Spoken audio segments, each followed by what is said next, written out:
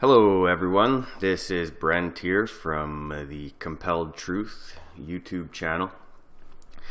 And today I want to discuss with you Werner Von Braun, who is the founder of NASA. We'll just do a quick overview, introduction of this man. Werner Magnus Maximilian Freiherr von Braun. Born March 23rd, 1912, died June 16th, 1977. He was a German and then later an American aerospace engineer and space architect. Space architecture is, in the simplest definition, is the theory and practice of designing and building inhabited environments in outer space. Pretty advanced field right here. And he was the leading figure in the development of rocket technology in Germany, the leading figure, and was the father of rocket technology and space science in the United States. So he was the father of rocket technology and the father of space science in the US. Pretty much in the world. He came from Germany and then in America.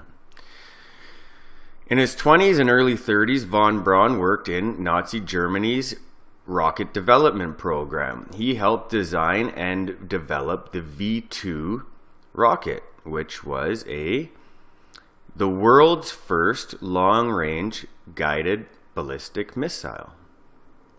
Okay? Did that during World War II.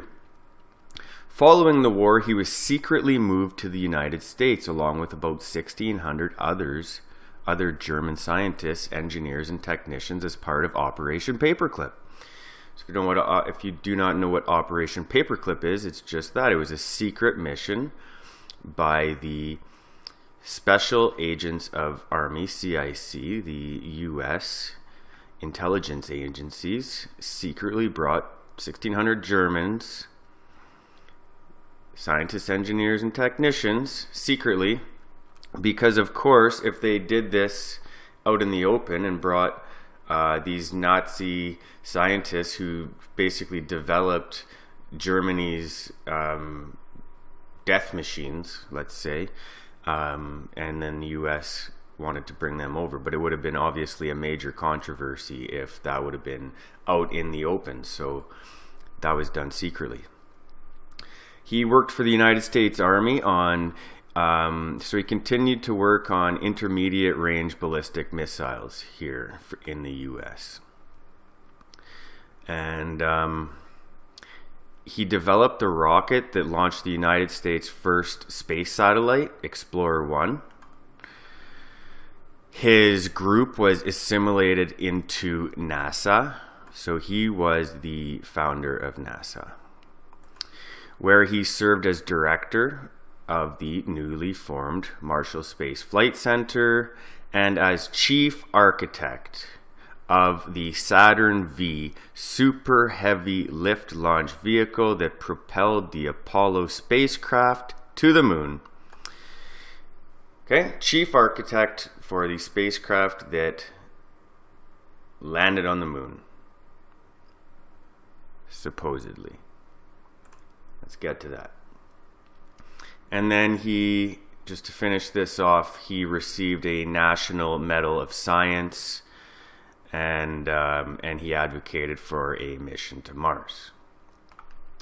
And you can definitely read up some more on this man's life, but we're not going to get into all that right now. Let's take a quick look at this gentleman here.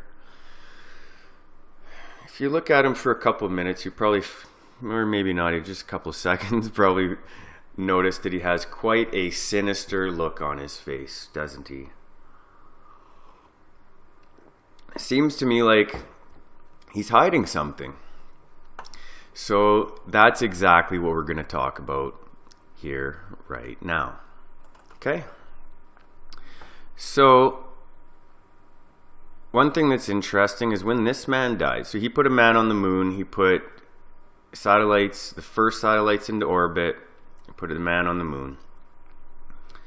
And when he died, the only thing he wrote on his tombstone, or had written on his tombstone, besides his name and pertinent dates, is Psalms 19:1. Very interesting. So let's check that out. Psalms 19:1, King James. And the heavens declare the glory of God, and the firmament showeth his handiwork. New International Version. The heavens declare the glory of God, and the skies proclaim the work of his hands. So in the other one, it's firmament. This one, it's skies. And this is the Expanded Bible. It says, the heavens declare, recount, narrate the glory, the manifest presence of God. And the skies, firmament, dome, announce, speak out what his hands have made, the glory or the work of his hands. So this one's talking about the firmament again, and the dome. So why is this interesting?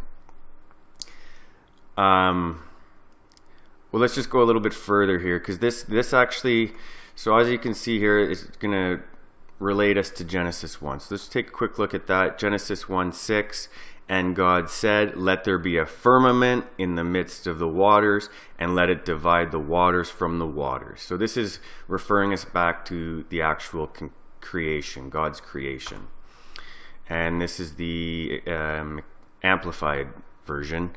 And God said, let there be a firmament, the expanse of the sky, in the midst of the waters, and let it separate the waters below from the waters above. Okay, so why is the firmament important? If you guys don't know that yet, let's check that out real quick here.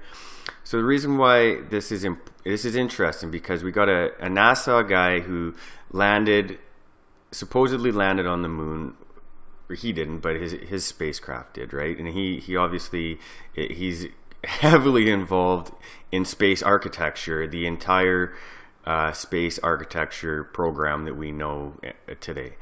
So, and now he's pointing us to the firmament and the glory of God, right? So why is that interesting with the firmament? Well, you can look at the Van Allen radiation belt, and NASA has people within their organization who speak of the Van Allen belt and say that they've never been past it, and the moon is on the other side of that Van Allen belt.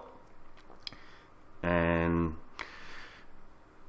so that's interesting. And then there's Operation Fishbowl, which is also interesting. And I'm just going to show, this is a lot of data on the different what they're doing there with Operation Fishbowl. But let's just check out, just want to show you guys this video here just for a couple minutes.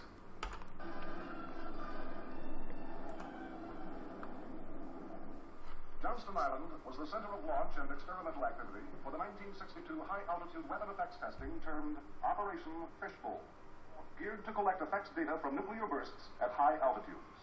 Standing offshore were 9 instrumented test ships, vital links in the Fishbowl effort.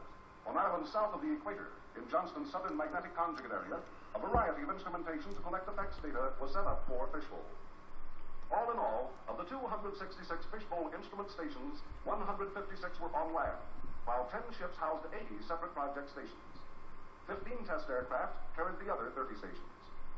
The need for the test work carried on at Johnston and its far-flung array was compelling, for it stemmed from urgent Department of Defense operational needs, requiring that high-altitude phenomena resulting from a nuclear burst be defined with simultaneous direct measurements on military operational equipment. For while America had been making rapid strides in other aspects of missile technology, its investigation of high-altitude nuclear detonation effects had lagged due to the 1958 test moratorium imposed shortly after the nation's first look at nuclear effects at high altitudes. From a ship in the South Atlantic, 3 small detonations, known as the Argus series, were launched and triggered aloft for the purpose of examining the Christophilus theory that a long-lived belt of trapped electrons could be artificially created by a very high-altitude nuclear explosion. Other effects on Argus, although measured, were not thoroughly documented. In the Pacific, as part of the Hardtack series, 3 effect shots, Yucca, Orange, and Teak, were detonated at respectively 26, 43, 77 kilometers, primarily to provide information on the change of blast, nuclear, and thermal effects with increasing altitude. From hardtack's limited test experimentation, one lesson learned was that widely diverse quantitative effects were produced at different altitudes, including major electromagnetic disturbances, causing communications and radar blackout problems. The nature of each effect could be learned only by actual testing. More than the information they furnished, these 1958 shots indicated how much more there was to learn about nuclear burst-created atmospheric ionization. One objective concerned ICBM acquisition, tracking, and intercept problems. Okay, so I'm not going to play all that. I'll leave a link below for that video. But in case you didn't quite catch it, a big part of this was basically launching nuclear weapons at the so-called dome or firmament. So, very interesting. But we're just scratching the surface here with this gentleman. I don't know if we should call him a gentleman or not, but Werner Von Braun here. So this is where it gets a little bit more interesting. So when you're looking at this picture of this sinister dude, let's check out this lapel here. It kind of looks like it's supposed to be a NASA logo with the, let's take a look at the NASA logo here. So you got a snake tongue as part of the NASA logo, and then they have a couple other logos, but nothing that quite resembles this one here. So I'm more or less seeing something that looks like a snake or a serpent or a lizard or something. So this, I'm just going to show you. It's just darkened. There's nothing that's been changed in this image except I darkened it and adjusted the clarity on it a little bit just to bring that lapel pin out a little bit more. Okay, guys, so the image has not been changed. So I'm looking at this lapel. I am not seeing a real NASA logo. I'm seeing a snake with a head, an eye, a mouth, a body that wraps around, possibly a belly here, possibly an arm. And we can zoom in a little bit, check it out.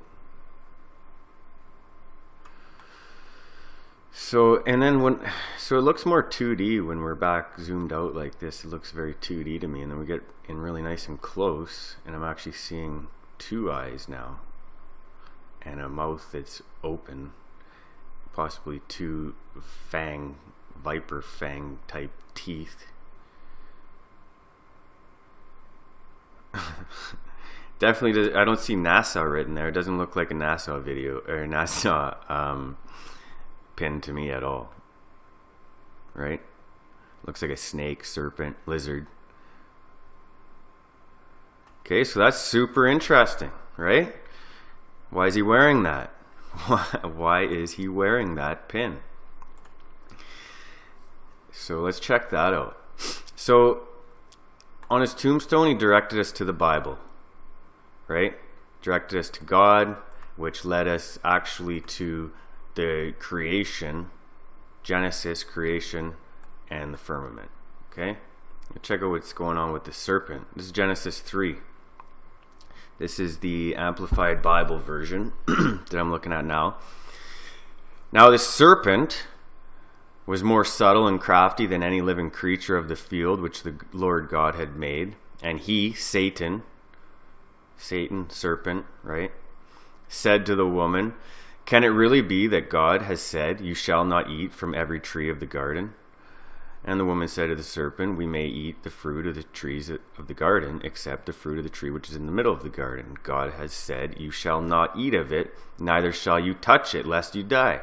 But the serpent said to the woman, 'You shall not surely die, for God knows in the day you eat of it, your eyes will be opened, and you will be like God, knowing the difference between good and evil.'" So what does he do? questions God's authority, and then blatantly goes against it, right? It's the deception. He's deceiving with the serpent, right? This is the New International Version. It's basically the same. The serpent was more crafty than any of the other wild animals the Lord God had made. He said to the woman, "Did God really say you must not eat from any tree in the garden?" Questioning God, right?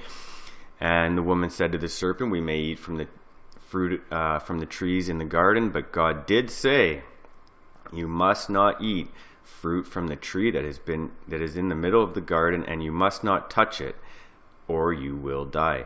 What does the serpent say?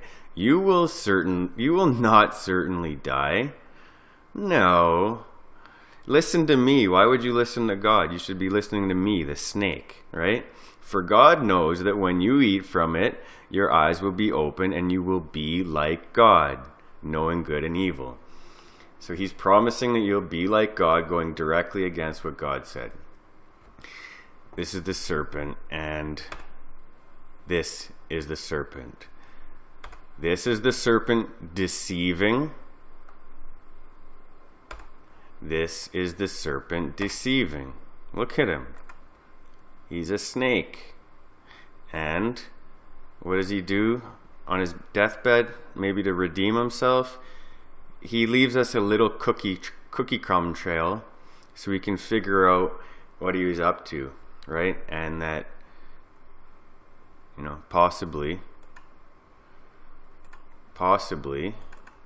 none of this even happened. Maybe the moon landing didn't happen. So that's where I leave it to you guys. And what does it really mean, right? Does it debunk the moon landing? Does it prove God's existence and revealing the firmament?